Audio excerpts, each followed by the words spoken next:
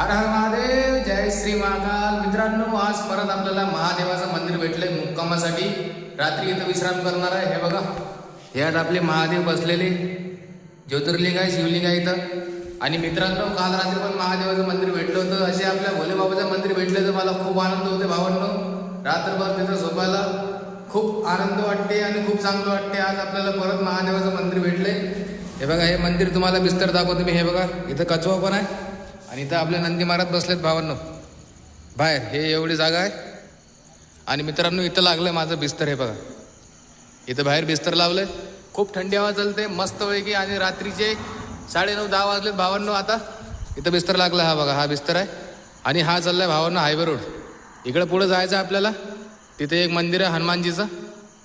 आणि सकाळपासून चलो थकलोय, पण असली जागा भेटली तर आराम खूप चांगला होते भावांनो. आणि तिथं बघा, तिथं नळ आहे. सकाळी उठून आपण आंघोळ करूया. तिथं पैसे टाका लागतील तिच्यामध्ये. पैसे टाकल्यावर पाणी निघते भावांनो. तर 10चा कॉईन टाकून आपण उद्या सकाळी फिल्टर पाण्यानं आंघोळ करूया. कारण की त्या आजूबाजूला आंघोळीची व्यवस्था नाही आहे. पण ते आंघोळ तिथं जाऊन आपण करूया, विषय नाही. आणि भावांनो, उद्या सकाळी निघूया 4:30-5 वाजता. आज निवांतपणे झोपू येतं. आणि आज माझ्या यात्रेचा 270वा दिवस आहे भावांनो. 270 दिवस झाले माझ्या 4 धाम 12 ज्योतिर्लिंग यात्रेला.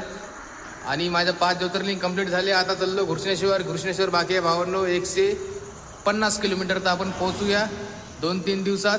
तुम्ही पण तुमच्या भावाच्या यात्रेला सपोर्ट नक्की करा. कमेंटमध्ये हर हर महादेव नक्की लिहूया.